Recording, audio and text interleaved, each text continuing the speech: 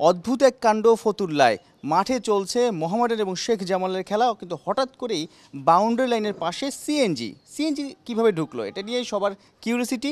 কিছুক্ষণ পর দেখলাম যে বিসিবির কর্মকর্তারা যারা আছেন এখানে মাঠের দায়িত্বে, তারা দৌড়ে আসলে সিএনজি কীভাবে ঢুকলো সেটা আসলে সর্ট আউট করতে চাচ্ছেন।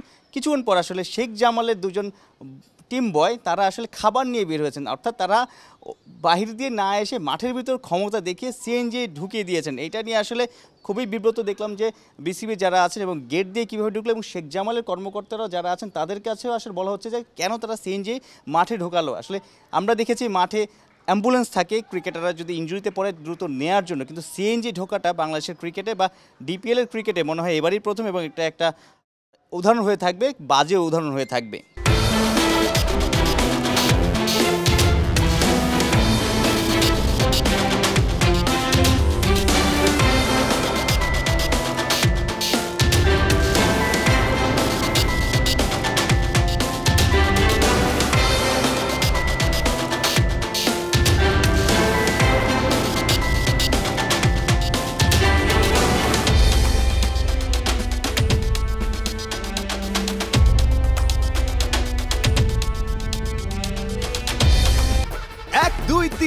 ঢাকায় জমি জিতে নিন 100% ক্যাশব্যাক সহ 20 কোটি টাকার পুরস্কার।